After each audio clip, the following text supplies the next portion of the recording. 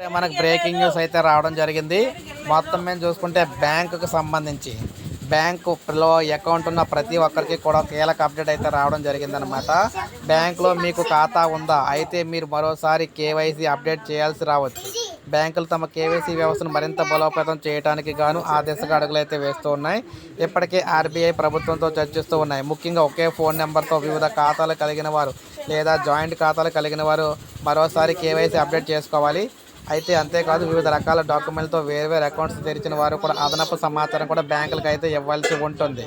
ఆర్థిక రంగంలో కేవైసీ నిబంధనలను ప్రామాణీకరించడం కోసం ఆర్థిక శాఖ కార్యదర్శి టీవీ సోమనాథన్ నేతృత్వంలో కమిటీని కూడా ప్రభుత్వం ఏర్పాటు చేసింది. దీనిపై ఈ కమిటీ పనిచేస్తూ ఉంది కూడా. ప్రస్తుతం పాస్పోర్టు, ఆధారు, ఓటర్ గుర్తింపు card, NREGA card, PAN card, driving licence వంటి పత్రాలతో కూడా ఏదో ఒక దాన్ని ఉపయోగించి బ్యాంకు ఖాతాను తెరిచే వీలైతే ఉంది.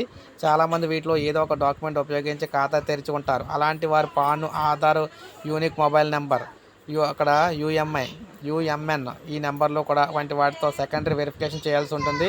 దీనివల్ల జాయింట్ ఖాతాలను సైతం కూడా అకౌంట్స్ అగ్రిగేటర్ నెట్వర్క్ యాక్సెస్ చేయడానికి కూడా వీలైతే ఉంటుందన్నమాట. ప్రస్తుతం వ్యక్తిగత ఖాతాల సమాచారం మాత్రమే అకౌంట్ అగ్రిగేటర్లకు అందుబాటులో ఉంది. మరోవైపు ఫిన్టెక్ సంస్థలు కూడా అనుసరిస్తున్న కేవైసీ నిబంధనల పట్ల ఇండియన్ బ్యాంక్స్ అసోసియేషన్ అభ్యంతరం కూడా వ్యక్తం అయితే చేస్తూ ఉందన్నమాట. సో మొత్తం మేము చూసుకున్నట్లయితే తొందరలోనే బ్యాంకు ఖాతాలో ప్రతి ఒక్కరు కూడా మళ్ళీ ఈ కేవైసీ అయితే చేయించుకోవాలి.